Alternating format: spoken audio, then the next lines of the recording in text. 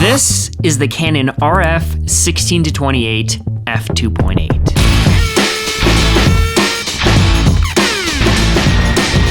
An all-new ultra-wide lens with image stabilization, weather sealing, and a compact design, ready to be your everyday companion on the road or in the studio.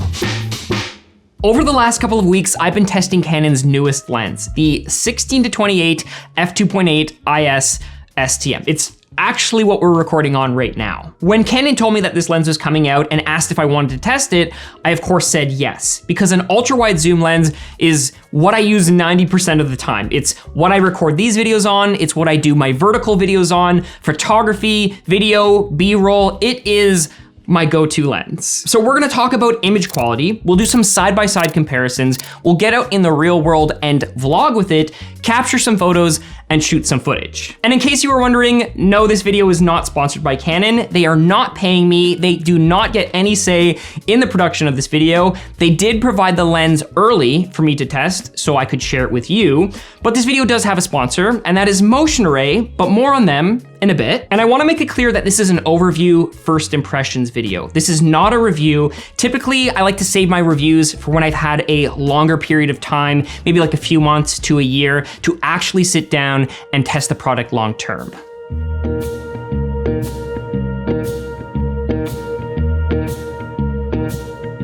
As you probably saw from the opening scene, we are in Alberta, of all places, which is perfect for testing something like this 16-28 wide angle lens. Because at 16, I can capture the whole landscape that's behind me, but also check out this to the side. So a moment ago, we actually had a sun halo, or like a glowing halo around the sun, because there were like ice crystals and snow flying through the air.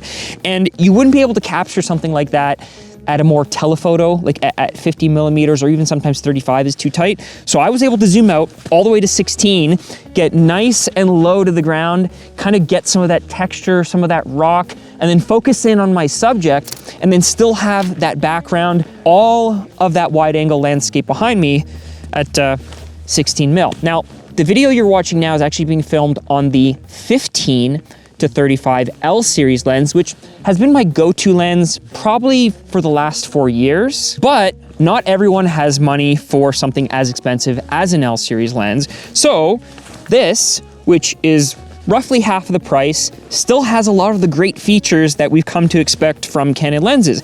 It has weather sealing, so you don't have to worry when there's snow, when there's dust.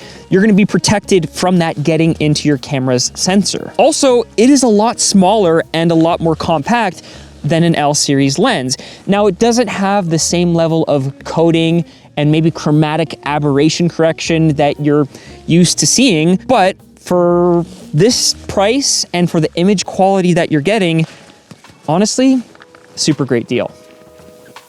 Taking a closer look at some of the features of the 16-28, as the name implies, it is an ultra-wide zoom lens with a constant aperture. But the other lens you might want to compare it to is the 15-35 f2.8 L series lens. Now, when I took photos from both of those lenses and put them side by side, it was kind of hard for me to spot the difference, or at least at first, because on the wide angle lens, there is gonna be a little bit of a difference between 15 millimeters and 16 millimeters. And then if we zoom in all the way, this is where you can kind of notice that 28 millimeters isn't quite as zoomed in as 35 millimeters. And then in terms of size, the 16-28 is a lot smaller and a lot lighter. I'll put the weights for both of them here on the screen now, but the nice thing is that it's also the same size as the 28-70 STM. In fact, there's only about a 1 millimeter difference between them, which means you can take both of those lenses and fit them into a smaller space or put them inside a smaller camera bag. The 16-28 uses STM autofocus motors, and it has image stabilization.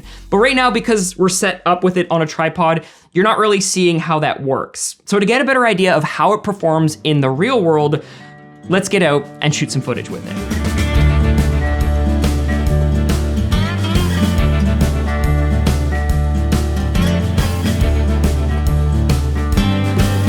So now I've switched to the 16-28 f2.8, and we are vlogging because 16 mil, that wide angle zoom is perfect for this type of stuff.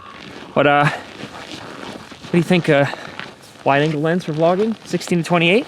Oh, 16 millimeters is like the perfect for vlogging. It's perfect. It doesn't, you know, it gives you enough room around your face. You're not taking up the entire frame. Yep. Which is nice. I can hold it out. It's nice and lightweight and compact, and it has image stabilization. What the heck is that? Is that a jet? 18, CF18, Canadian? Hey man. Hey man. You can probably hear that in That's audio. the wrong guy. Backlighting is always a challenge for autofocus, but that's partially the lens and partially the camera. Oh gosh, that CF18 is coming back. It's coming back. I wonder if that's to do with the, it's like Hockey Day in Canada. Maybe they have like CF18 flyovers. One of the challenging conditions for a lot of lenses and cameras is backlighting, like the lighting that we have right now, because sometimes it doesn't know, like the contrast can be thrown off a little bit. But we're not going to talk about that. We're going to talk about image stabilization, because this lens has it, and not every lens that is an ultra-wide lens has image stabilization. The technical people at Canon have told me to expect at least 5.5 stops of image stabilization correction. On some of the older cameras, like the R6 and the original R5, you'll get at least 5.5. But if you pair it with a newer camera like the R6 II, the R5 II, or the R1, they have enhanced peripheral edge stabilization. So if you were someone who before was getting a little bit of the corner wobbles, that has been enhanced. And with this lens, you will get 8 stops at the center of the frame, measured at 28 millimeters, and about 7.5 stops of image stabilization measured at the edges, which is perfect for vlogging or doing handheld stuff. So let's keep going and see what else we can find.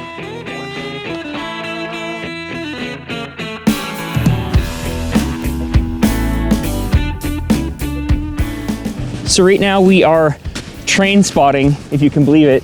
This is Morant's Curve in Banff, and we don't know when the train's coming, but we kind of have some time to kill, so I figured this would be the perfect time to tell you about the sponsor of today's video, which is Motion Array. Now, lenses are great, cameras are great, all of that gets you started into your video edit. But when you have extra things that you want to take your video to the next level, whether that's text, overlays, graphics, effects, or in my case, I love using Motion Array's hub and their extension for Premiere Pro. They also have it for Final Cut or for DaVinci or for After Effects, but what you can do is you can actually go in, and in my case, I was doing this edit recently where I wanted the footage to look a little bit more vintage because I was editing footage for a Apollo 11 reel short that I was doing, and so I took Motion Array's grain effect and their chromatic aberration, plop them on. They have presets that you can kind of just pick exactly how you want it to look, and then your footage doesn't look as clean as maybe some of these modern lenses look,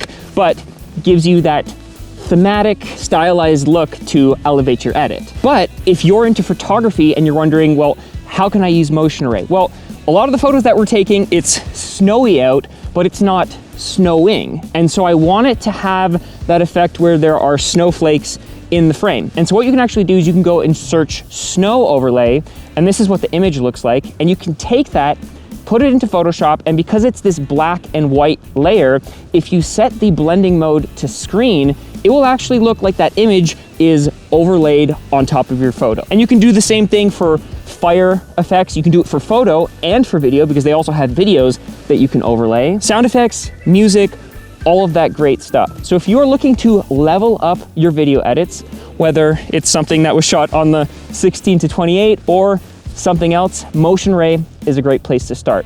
And right now, the best way to get Motion Array is using my exclusive link down in the description. So train's coming. Big thanks to Motion Array for sponsoring this video.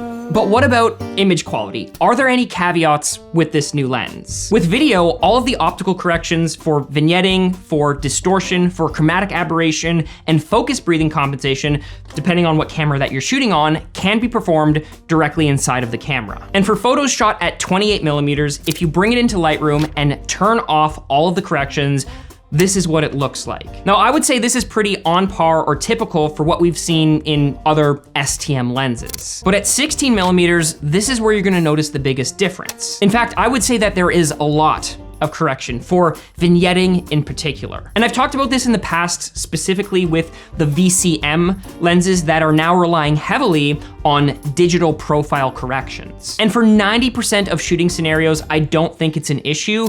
Where it might start to be an issue is in low light conditions, where the photo is already dark and then correcting that vignetting can make the corners a little bit noisier. But taking a look at this photo, we did a test in low light and I was pretty pleased with the results. I didn't notice anything that was overly corrected or out of place or would have ruined the quality of my image. This seems to be the direction that Canon is going with a lot of their newer lenses. They've recognized that relying on digital profile corrections means that they can offer lenses that are smaller, lighter, and ideally more affordable. And then if we take a look at lens flares and ghosting, this is what we get at 16 millimeters on the 16-28. Now, I personally feel like it looks a little bit blotchier and not as clean looking as the 15-35. Keep in mind, the 15-35 is twice as expensive. It has the L series level of optical glass and coatings and everything that comes with it. But let me know down in the comments which of these two looks better to you, and we'll take another look at lens flaring in just a bit.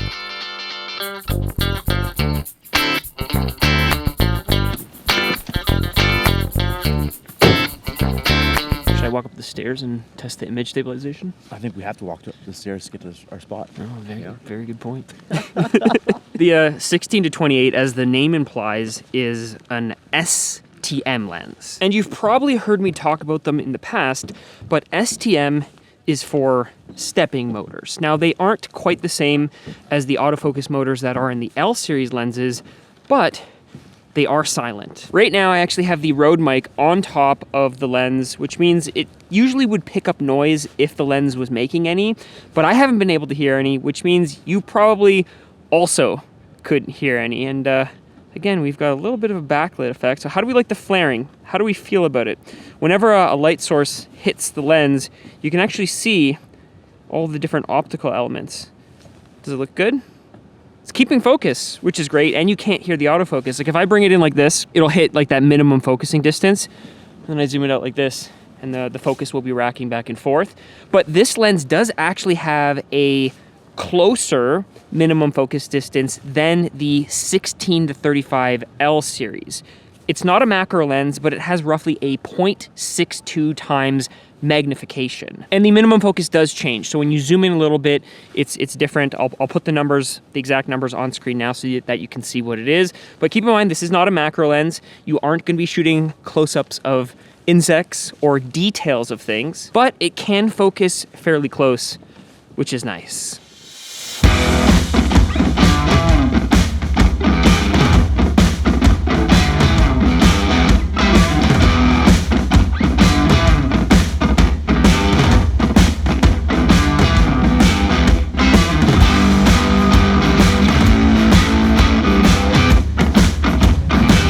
Do the Bokeh test while we're in the gondola? Terrified. You never been on a gondola before? Never. How do you feel? It's rocking back and forth. Yeah.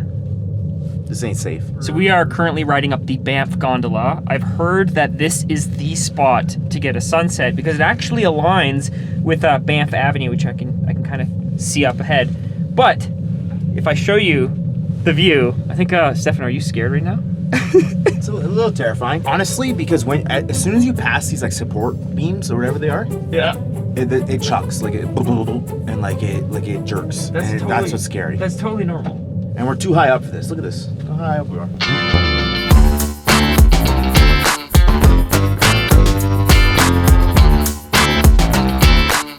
So I mentioned that this lens is perfect for vlogging because of the size, the weight, and really the cost of it, but I want to show you the vlogging setup that I've been using today.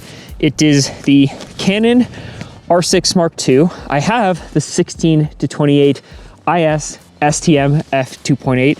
I have a variable ND filter on the front.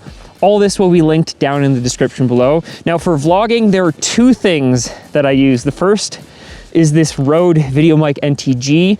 When I'm just doing it and vlogging myself, that's what I'll do. But right now, Stefano's actually behind the camera. and I have the Rode Wireless Pro. So that's how I'm able to like walk away from the camera and it all sounds good. But the other thing with this lens in terms of features is the bokeh and the out of focus background area that you get. Now, because we're at the top of a mountain, I can focus on something that's super close and everything is at f2.8 going to be out of focus and blurry and give you that creamy look. But if you take a look at these photo samples, you can see some of the shots that I shot where, you know, I had some point light sources and what the smoothness of the bokeh looks like. Now, this lens does have 9 aperture blades, which is pretty typical for a lot of Canon cameras. The 15-35 that we're filming this segment on also has 9 blades. So again, we're getting that L series level of features that are kind of making their way into this STM lens. So really, in terms of image quality, I would take this out. I'd leave my 15-35 at home if I'm going for something that's a little bit lighter and a little bit more compact.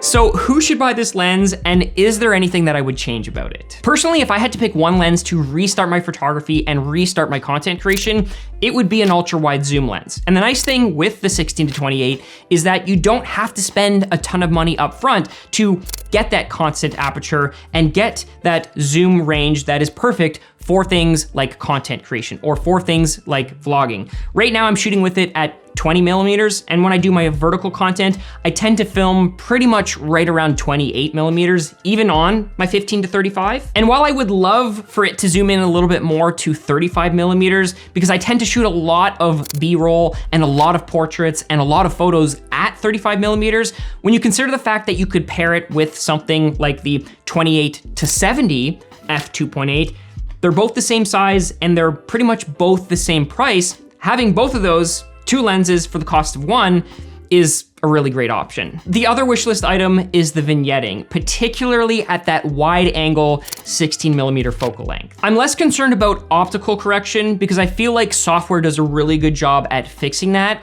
But when I have to bump the exposure at the peripherals of my frame and I'm shooting something like astrophotography or low light photography in those extreme scenarios where the edges of my frame are dark and it bumps the exposure, it can be a little bit of a problem. But if you are a vlogger, if you are a content creator and you shoot in the middle of the day or you shoot with lighting, it's not gonna be something that you notice. Or if you are someone who shoots on an R7 or an R50 or an R10, an APS-C camera, you won't actually notice as much of that vignetting because it will be cropped off and you'll be using that center portion of the lens. And if you do decide to pair this with an APS-C camera, it ends up being more of a standard zoom range as compared to an ultra wide zoom range. This lens, of course, is great for landscapes, for city, for architecture, for urban photography. But if you want to see what other lenses Canon has that I recommend, you can actually check out this video right here or this video